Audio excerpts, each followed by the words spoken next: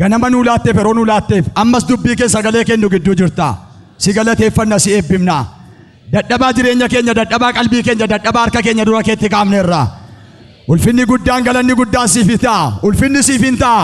Warra jiraatu taaneerra, warra ulfina sii kennu taaneerra, warra maqaa keessa qulqulluu isa jabaa galateeffatu taaneerra. Humni dukkanaa diigameera, ergamaan leegiyoon diigameera, hojiinsaa gubateera, harki kee harka keenya nu qabeera. Galanni siif haa ta'u bara baraan. Yesuus jedha haboodhaa sagalee guddaadhaan. Dabala, dabala, ilillee gargar hin cinne isaaf dhiyeessa.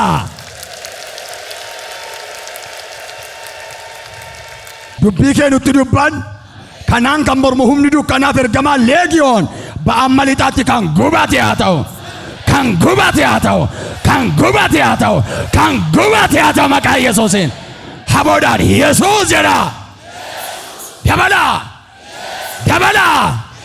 Wanti si qabee wanti sun lolan maqaa Yesuusirraa waraanameera, waraanameera, waraanameera, waraanameera dhiiga olichaatiin. Ulfina jabaa fidaa maqaa isaaf. Dubbii Waaqayyo walii wajjin kan ilaallu ganama kana Wangeela Maarqos boqonnaa 11 lakkoofsa 1 kaasee nan dubbisa. Isaan Yerusaalemitti galuudhaaf Beetefegeedhaaf Bitaaniyaa gara gaara Ejersaatti yommuu dhiyaatan Yesuus bartoota isaa keessaa 2 ergee ganda fuula keessan dura jiru sana dhaqaa achumaan akka gandichatti galtaniin immoo ilmoo harree yaabbii hidhamtee jirtu homti nuti akka kan hin yaabiniin argitu hiikaatee fidaa. Namni maaliif kana gootu yoo isiniin jedhee gooftaatu dhimma isaa qaba. Inni turin iddoodhuma kanatti hin deebisaa ittiin jedhaa isaaniin jedhee jedha. Hiikamuu mata duree jedhu irratti daqiiqaa gabaabaa dubbii Waaqayyoo walii wajjin ilaalla.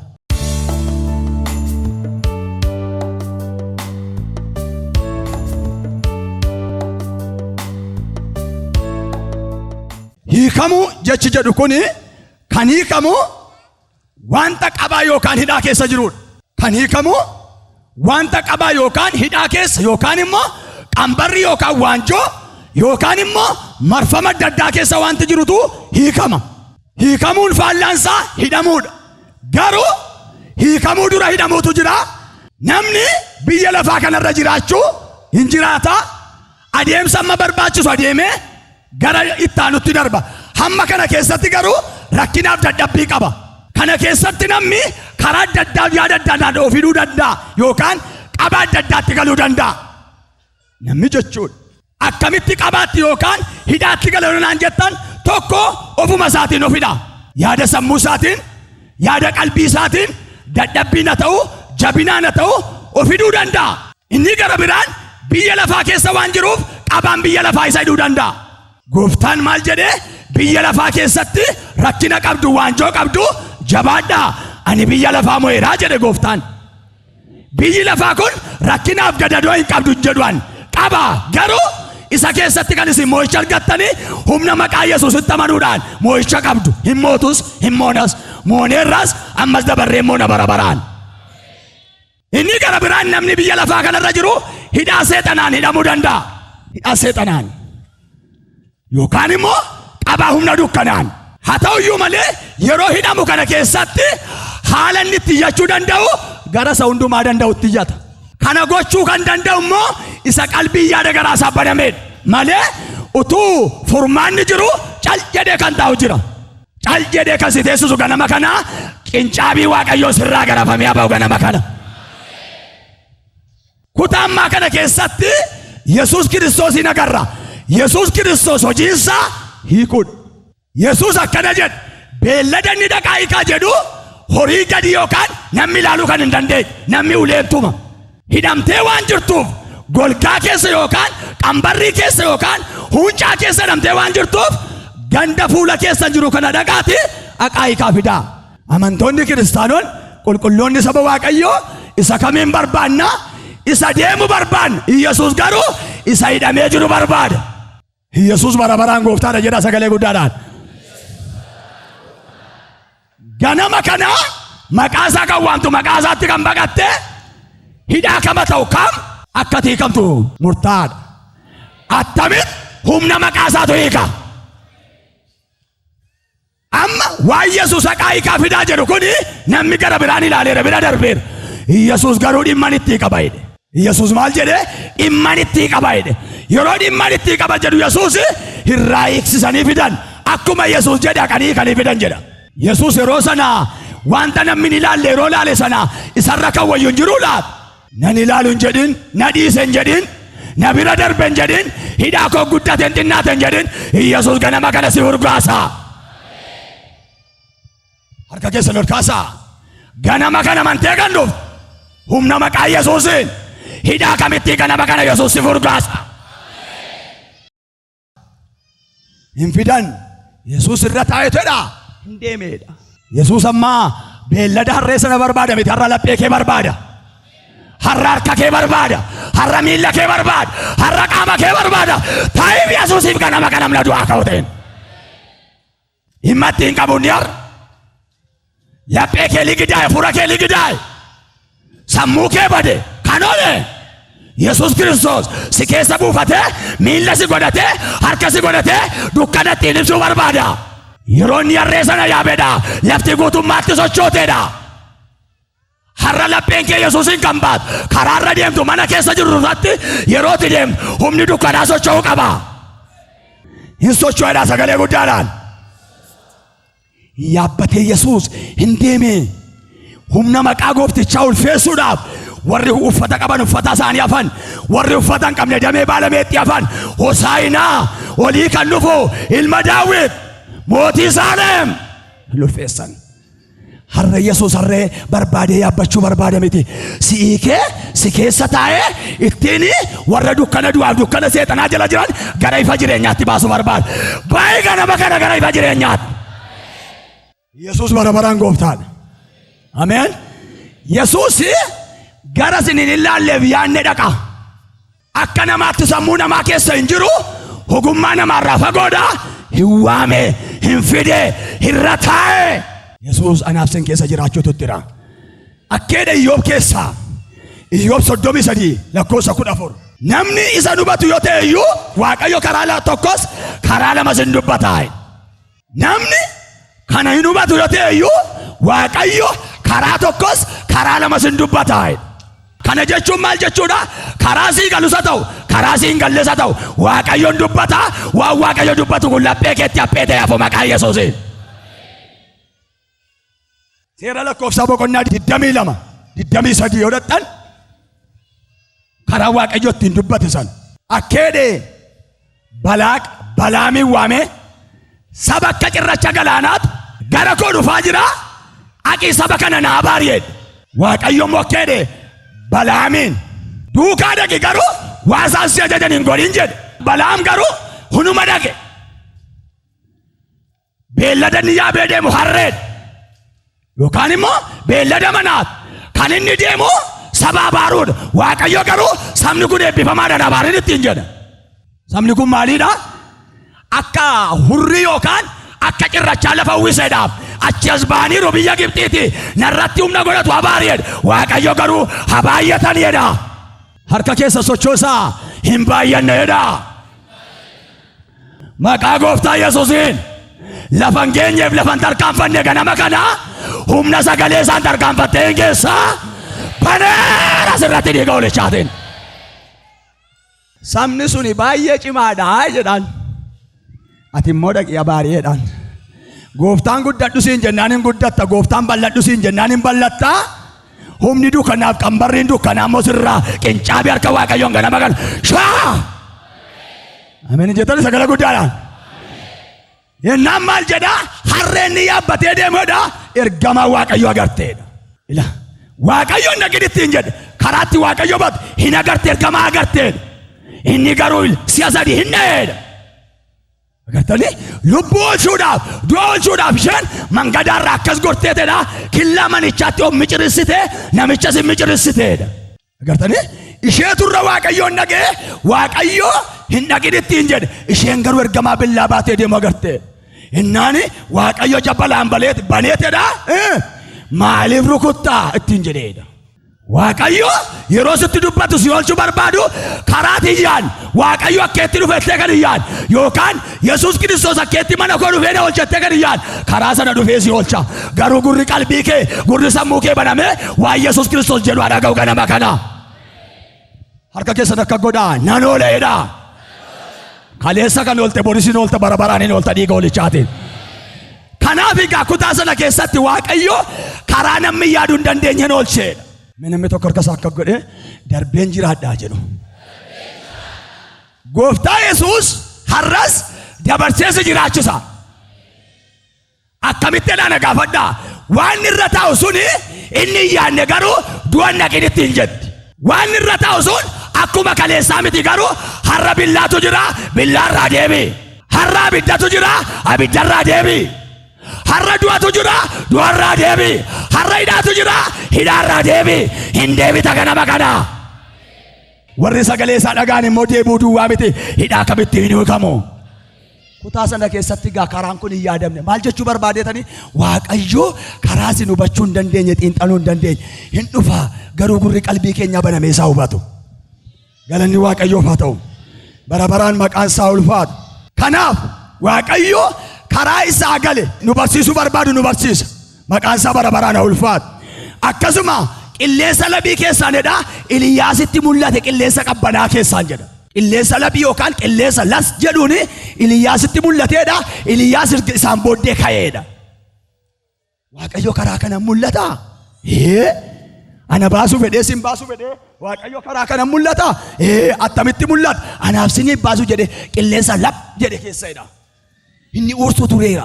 Inni lafa dedeyyaasu tureera. Inni sochoosu tureera. Isa keessa garuu hin turreen. Waaqayyo qilleensa lap jedhu keessa isa fuudhee ba'eedha. Gooftaan rakkina keessaa du'a keessaa karaa barbaachisaa si fuudhee ba'a. Karaa barbaachisaa si dhossa. Karaa barbaachisaa si golcha. Anaaf sin garuu isa dhaga'uun nurra jira. Bara baraan maqaan isaa kan galateeffame haa ta'u. Ulfinni maqaa isaaf haa ta'u. Ameen. Akkasumallee Iyyoobittidha bubbee keessaan itti dubbateedha. Iyyoobitti maaliin dubbate? Bubbee keessaan itti dubbateedha. Waan gochuun irra jiru itti himeedha.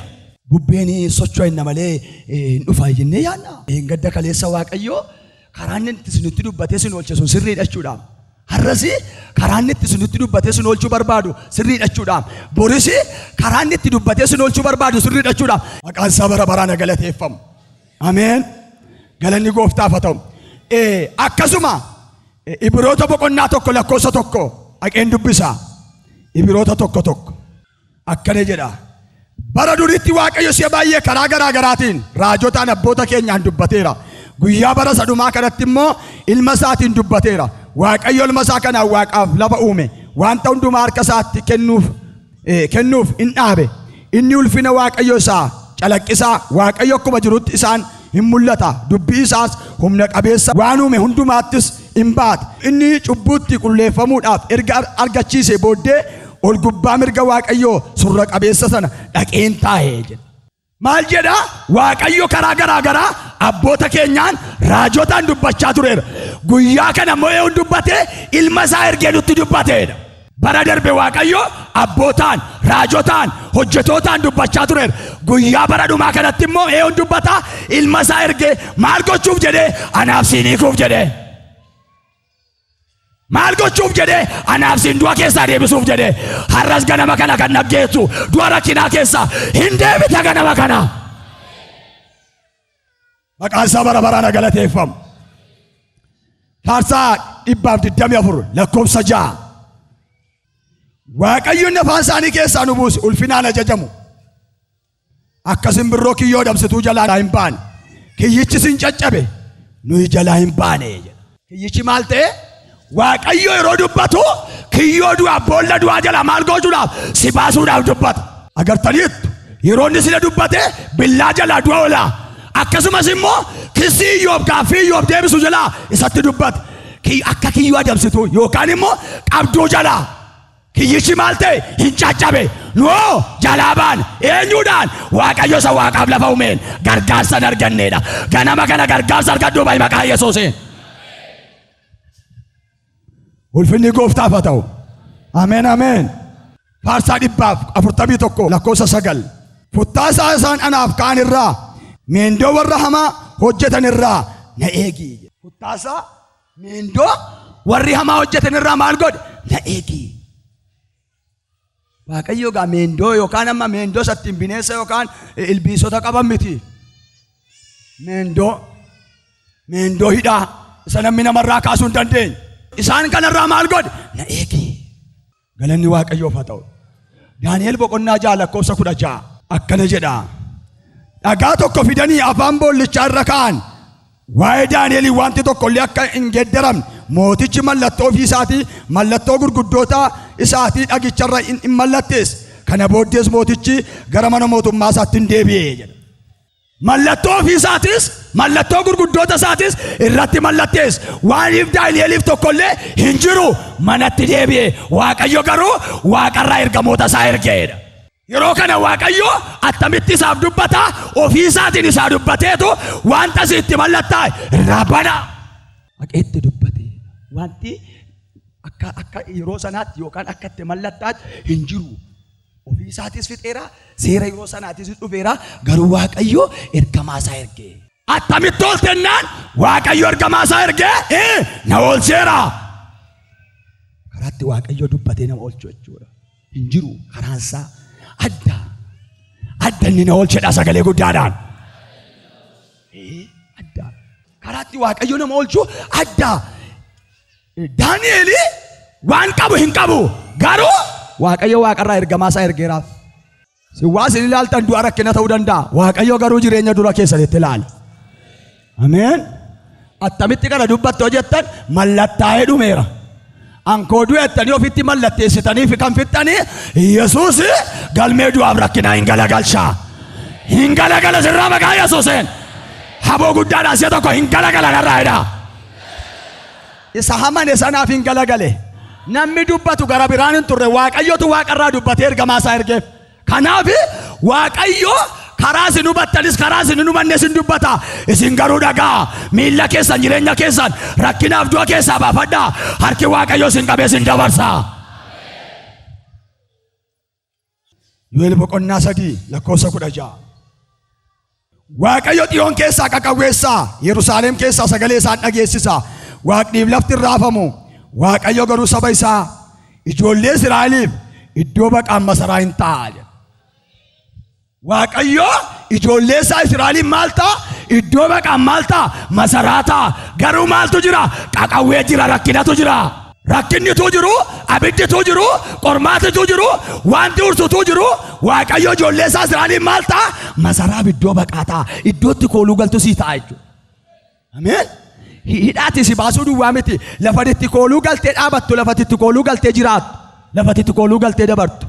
Haalichi ulfaata akkama ta'u harki Waaqayyo si dabarsa, kooluu bara baraa sii ta'a. Darbi maqaa Yesuusiin ganama kana. Kanaaf yaanni keenyaaf yaanni Waaqayyo, karaan keenyaaf karaan Waaqayyo waliin beeku. Ganama kana karaan Waaqayyo yaanni Yesuus Kiristoos inni sirriin ganama kana sirratti kan baname haa ta'u. Egaa harragaa Yesuus Kiristoos inni amanattee baate kun inni achi dhaqee humna dukkanaaf humna du'aa sana jalaa baasee irratti ulfaate sun har'ammoo siin barbaada. Har'ammoo si hiikuu barbaada. Egaa har'a Yesuus Kiristoos maalitti nama hiika yookaan maalitti si hiikuu barbaada? Har'a kan nageessu, kan agartu, kan jirtu har'a maalitti si hiikuu barbaada Yesuus Kiristoos? Tokko hidhaa cubbuutti hiika Yesuus. Maatiyos boqonnaa 9:1 Yesuus bidiruu yaabbatee bishaanicha ce'ee gara mandara isaa dhufe. Kunoo jarreen tokko namni dhagni isaa gar tokkoon du'e sirreerra ciibsanii gara isaatti fidan. Yesuus amantii jarreen sanaa yommuu arge namicha isaa dhagni isaa gar tokko du'een, ilma ko jabaadhu, cubbuun kee hundinuu sii dhiifameera jedhe. Ilma ko jabaadhu maal ta'eera? Cubbuun kee sii dhiifameera. Namichi kuni dhagni isaa gogeera, dadhabeera. Namni dhukkuba jedha, namni rakkina jedhe. Rakkinas dhukkubas qaba. Garuu Yesuus akkana jedhe, ilma koo cubbuun kee sii dhiifameera. Yesuus Kiristoos namicha kana hidhaa isa hidhee jiru yookaan hidhaa isa rakkisee jiru maalirraa? Hidhaa cubburraa. Cubburraa. Yeroo kana namichi maal ta'edha? Cubbuun isaa argii dhiifamee booddee hin fayyeedha. Har'a cubbuun kee siif dhiifamu Yesuus Kiristoos si fayyisa.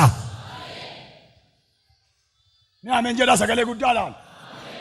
Inni gara biraan wangeela Yohaannis boqonnaa 5 lakkoofsa 5 dabartanii lakkoofsa 14 akkeedha Yesuus Kiristoos 5:14 irratti namicho ennaan kan kana caalu akkasitti dhumnetti deebitee cubbuun hojjetin namicho akka isa fayyiseu lakkoofsa 14 irratti bare namichi akka dhukkubi kana caalu yookaan rakkinni kana caalu baan kana caalu sittin deebinet deebitee cubbuun hojjetin jedhe namichichi waggaa 38 naannoo sana ture rakkina qaba rakkina isaa maal jedhee himata nan faladha fayyuudhaaf nan socho'a garuu utuun raafama bishaanii kana keessa buudhaaf aggaamuu tattaafadhu namni biraan keessa bu'a hin fayya ani garuu addanan jira Yesuus akkana jedhe akkasumit kaisiree kee baadhadhu gara manaatti galee irgii kana jedhee booddee karaatti walitti dhufa Yesuus wajjin akkas ilaalee lammata deebitee cubbuun hojjetin dhibeen kana caalu akkasitti dhumnetti ittiin jedhe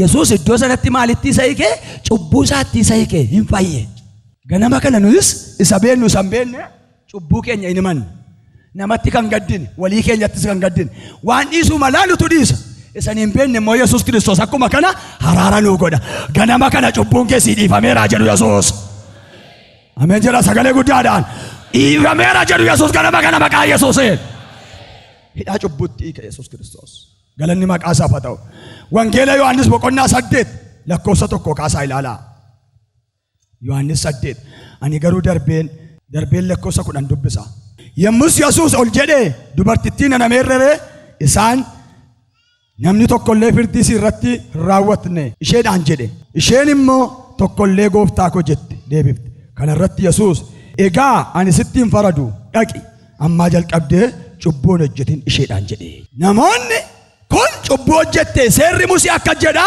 ati maal jetta Yesuus immoo akkana jedhe warri si addeessuuf si duukaa dhufan beer yaa gooftaa koo tokkoyyuu hin jiran Yesuus Kiristoos immoo ani sittan faradu intalo cubbuun kee sii dhiifameera maal ta'i nagaadhaan dhaqi hidhaa Yesuusitti nama hiiku warri kaan amma fuudhee Yesuus Kiristoositti fidanii dadhabbiif rakkina isheef kasasu turan ofii garuu ofiin kasamne ofiin ceephaan nama duwwaan ceephaina of ceephaa agartanii dadhabbii ishee kasasanii akkas jedhan Yesuus fuula gooftichaatti fidan ani sittin faradu garuu maal hin ta'in ittiin deebi'in kanatti yoo nama hiika harka keessa lachuu diriirfadhaa Yesuus jedha ganama kana jedha humna maqaa keetti amaneeredha cubbuu koo dhokataa mul'ataatti na qulleessi jedha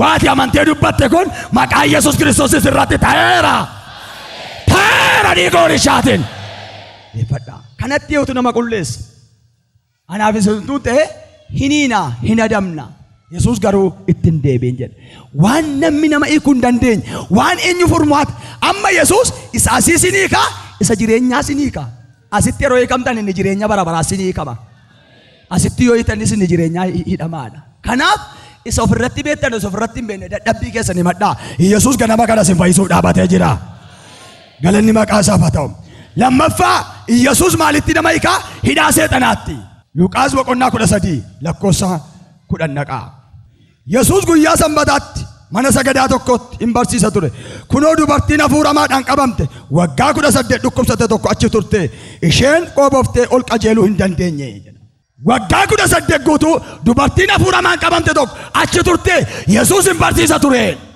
maaltu ishee qoobesse dubartii kana hafuuramaa yookaan humna dukkanaati waggaa 18 gajjatti turteen maqaa gooftaa Yesuusiin ganama kana nan jedha waggaa 18 ta'u waggaa tokko ta'u ganama kana humna maqaa gooftaan kuubuu dhukkubaarraa kuubuu seexanaarraa hiikamtee waata maqaa Yesuusiin akkana jedhan garreen faallaan guyyaa sanbataatti attabitti kana gootaa no intalli Abrahaam hidhaa isheetti dhukkuba isheetti fayyuuf hin ta'u jedhe ilmi Waaqayyoo ati sarraan fayyita harka kee ol kaasi hin fayyaa nan fayyada waggaa 18 kan ishee gadi qabu humna dukkanaat humna dadhabbiit humna du'aat Yesuus garuutti siqee harka qabee ol ishee kaasee harka qabee maal godhe ol ishee kaasee Waaqayyoof gajjettee hoogobaa dhiyeessiteedha waggaa meeqa gajjette waggaa meeqa duddisite waggaa meeqa sammuun kee duwwaa ta'e Yesuus ganama kana ol si qaba. Hin dhufe gaarree Yesuus diriiraa dukkana kee ibsaa jaamummaa kee banaa duudaa kee dhageessisaa humna du'aa sirraa kaasaa baneera sirratti dhiiga ol ishaatiin. Ulfinni maqaa isaaf haa ta'u. Yeroo kana dubartittiin kun ol jettee hafuura dadhabbiirraa yookaan humna seexanarraa fayyiteetedha. Waaqayyoo foqobaa dhiyeessite dura isaatti gad jettee jedha. Har'as dhukkuba kana fakkaatu kana fakkaanne kan qabdu humna du'aa qabu Yesuusiin. Yesuus boqoo keessan ol qaba. Darbee Maarqos boqonnaa 9 lakkoofsa 25 dhaqeen dubbisaa. Maarqos 9:25. Yesuus immoo namoonni akkatti dacha'an argee hafuuramaa sana ifatee ati hafuura didaa fi duudaa nanaa sin abbooma isa keessaa ba'i deebitee ittiin galin jedhee. Hafuura hamaa nanaa sin abbooma yookaan hafuura duudaa nanaa deebiteetti yerooma sana caraanee akka nama du'aa godhee keessaa ba'eedha. Caraanee akka nama du'aa godhee maal godhee keessaa ba'eedha. Maaloon hafuurri hamaaf duudhaa sun maqaa gooftaa Yesuus Kiristoosiin ganama kana humni si qabe kun humna du'aa ka'u si keessaa kan ba'e haa ta'u. Caraanee akka nama du'aa godhee keessaa ba'e Yesuus Kiristoos hidhaa hafuuramaatti hiika jechuudha. Maqaan isaa bara baraan galateeffamu. Sadaffaa hidhaa biyya lafaatti hiika Yesuus. Biyya lafaa keessa maaltu jira? Dabarsanii wal kennuu, walirratti ka'u. Akkas. Yesuus Kiristoos garuu isa kana jalaa si hiika. Galanni Waaqayyoof haa ta'u. Hojii ergamootaa boqonnaa 23 lakkoofsa 12 dabartanii lakkoofsa 16. Akkasuma hojii ergamootaa 14-19 hidhaa biyya lafaa keessa jiru hiika gooftaan. Kutaa sana keessatti Phaawulos irratti namoota 40 ol kan ta'an irratti mari'atanii akka midhaan hin nyaanne hamma Phaawulosiin akka hin taane godhanitti garuu Phaawulosidha qooda keessaan qabu ittiin laatamneedha. Hamma akka of qorroban yookaan hin soomaniidha kutaan sun. Kanaaf achitti Waaqayyo hin hiike jechuudha. Inni arfaffaan hidhaa harka namaatti hiika gooftaan. Hojii ergamootaa boqonnaa 16-23-24 ilaalaa. Kutaa sana keessatti miilli isaanii jirma yookaan ba'aa ulfaataa lama gidduu jira. Dabarsee isaan kenneedha. Garuu achi keessatti harki Waaqayyoo dhufee isaanii hiikeedha. Kana jechuun maal jechuudha? Waa godhan miti jarreettan kun humna Waaqayyoo dubbatanii yeroo isaan humna Waaqayyoo dubbatanii xomboreen hafuura odaa dubbattu tokko hiyyee hafuurri sun keessaa ba'e. Xomboreen sun immoo akka yeroo sanaatti madda galii argamsiisu ture. Kanumarraa kan kee dubbiin itti ga'e. Maddi galii sun dhaabata. Garuu jarreettan kun hidhaatti dabarfamanii kennaman. Yeroo isaan dabarfamanii kennamanii harki Waaqayyoo immoo Waaqarraa dhufee mana hidhaa raaseedha. Yeroo harki Waaqayyoo Waaqarraa dhufee mana hidhaa raasu hidhaan warra hidhamanii maal ta'eedha? Hin socho'eedha. Sirraa socho'u rakkinni kee maqaa Yesuusiin. Yeroo socho'u isaan kun maal ta'an jedha? Hin hiikamaniidha. Hidhaa isaanitti hin hidhaman. Anaaf isin immoo mana qulqullummaa keessa jirra. Amma iddoo hidhaan jiru. Garuu maaltu isin hidhe? Dadhabbii ittamii isin hidhe? Fayyuudhaan maal gochuu qabna? Jara sana nama dirmatuuftu hin jiru. Waaqayyo Waaqarraa dirmatee. Har'asin kadhattanii dhageessifattu, dubbattanii dhageessifattu. Garuu akkasin dubbattanii dhageessifanne kadhattanii dhageessifanne wanti laphee keessan qabe hidhaan kun maqaa gooftaa si keessa kan da'uu qabe haa ta'u dhiiga Yesuus. Waaqayyo Waaqarraa ka'ee fiixeedha mana hidhaa sochoosee hidhaan isaanii kun qaxedherraa jecheteedha. Akkamitti isaan immoo ulfina Waaqayyoof dhiyeessuudha. Ulfina Waaqayyoo dhiyeessuudha. Hin faarfatuudha. Ulfina gooftichaaf dhiyeessuudha. Utuma isaan ulfina dhiyeessanii golli sun manni sun maal ta'eedha? Ulfina Waaqayyoon gooteedha. Maqaa gooftaa Yesuus Kiristoosiin dadhabbiitti dhukkubatti har'a fidde hafee addanumatti gattee ulfina faarfannaan ulfina kadhannaan dachaa argattee akka tibatu baneera sirraatti. Harka keessan akka godhaa. Hidhaadha kan isin jettan hin danda'amu kan isin jettan kama ta'u humni maqaa Yesuusitti dhufeennaan zaragallaa ta'u gamada ta'u huuncaa kama ta'u maqaa gooftaa Yesuusiin burruus harka Waaqayyootiin sirraa daakeera ganama kana. Daakeera ganama kana. Daakeera ganama kana. Ta'eera maqaa Yesuus Kiristoosiin. Leeffadhaa ulfaadhaa. Akkasuma kana sammaa jalatti jechuudha. Arfaffaa jalatti hojii ergamootaa boqonnaa 24 shan qabadhaa. Inni shanaffaan hidhaa dhukkubaatti siika Yesuus Kiristoos. Hidhaa dhukkubaatti. Dhukkuba maqaan isaa tokko garuu dhukkuba gosa baay'ee qabaachuu dandeessa. Isa sin keessa jiru maqaa isaa sintu beeka. Ogeessi sin yaales beekuu danda'a. Hin danda'ama isa jedhu hin danda'amu isa jedhu. Yesuus Kiristoos garuu hin danda'a. Isa namni danda'us isa namni hin dandeenyes. Isa sin beektanis isa sin beekuu baattanis Yesuus Kiristoos ganama kana maal godha? Hiikuudhaaf dhaabateera. Hin hiikamta maqaa Yesuusiin. Maatiyos boqonnaa 9 lakkoofsa 27. Yesuus achii ka'ee utuu darbuu jaamonni lama isa duukaa deemanii yaa ilma Daawit nu maari jedhan. Innis manatti ol gallaan namoonni jaamonni sun isatti dhiyaatanii yommus Yesuus kana gochuu akka hin dandeessu hin amantuu ittiin jennaan isaan immoo eeyyaa gooftaa jedhan. Kana booddee ija isaanii qabee egaa akkuma amantii keessanii isiniif haa ta'u jedhe. Yommus iji isaanii hin baname. Yesuus immoo beekadhaa nama tokkotti illee kana akka hin himne jedhee jabeessee isaan abboome jedha. Yesuus mana tokkotti ol galee akkuma sana jaamonni lama karaa sanarra jiru yookaan iddoo sana jiru jedha. Nu maari nu gargaari. Maaliidha jarri kun hidhaan isaanii qaroo isaaniitu jaabaadha. Kan keessa banamu jaamaan hafuuraas jaamaan foonis kan kee duwwaamin kan lafa kee banamu akkan kana godhu hin dandeessaa. Hin dandeessaa. Hin amanne akkati gootu itti bu'eedha. Itti bu'ee egaa hin banameedha. Ameen. Hidhaan isaanii yookaan dhukkubni isaanii maali? Jaamummaadha. Harki Yesuus Kiristoos jaamummaa ofii kee, jaamummaa fira kee, jaamummaa mana kee ganama kana akka inni badu ajajeera sirratti maqaa Yesuus Kiristoosiin. Maatiyos boqonnaa 14. Yesuus ciisaa bishaan keessaatii lafatti ba'ee namoonni iddoo sana immoo isaa ta'uu isaa baranii naannaa sana hundumaa arganii warra dhukkubsataa turan hundumaa gara isaatti fidan. Warra dhukkubsatan kun shaashara wayyaa isaa duwwaa illee akka tuqaniif isa hin kadhatu turan. Hammi shaashara wayyaa isaa tuqan hundinuu hin fayyifamanii.